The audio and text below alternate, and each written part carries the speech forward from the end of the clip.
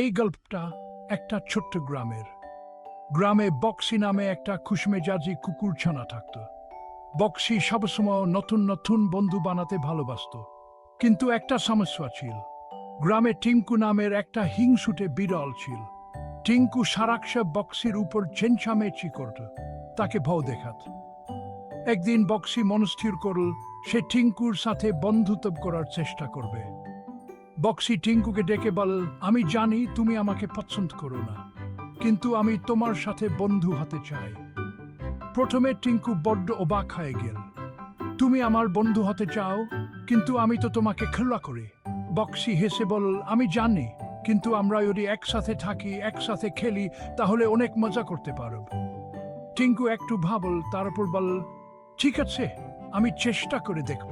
এরপর থেকে ওরা একসাথে খেলতে শুরু করল। টিঙ্কু তার হিংসুটে মেজাজটা একটু একটু করে ভুলতে লাগল। বক্সির সাথে দাট্টঝাপ করতে করতে ওদের মধ্যে একটা বন্ধুত্ব গড়ে উঠল। একদিন গ্রামের অন্য পোষা প্রাণীরা দেখল বক্সি আর টিঙ্কু একসাথে মজা করছে। ওরা বড্ড অবাক হল, এমনকি একটু বিরক্ত হল।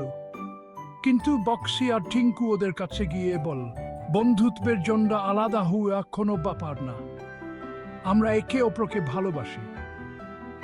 গ্রামের সবাই ওদের বন্ধুত্ব দেখে ভাবতে লাগল। শেষে ওরা বুঝতে পারল সত্যিকারের বন্ধুত্বে ভেদাভেদ থাকে না।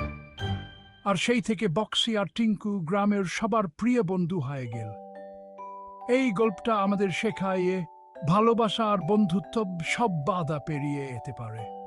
তোমাদের যদি গল্পটা ভালো লেগে থাকে, তাহলে লাইক আর সাবস্ক্রাইব করতে ভুলো না।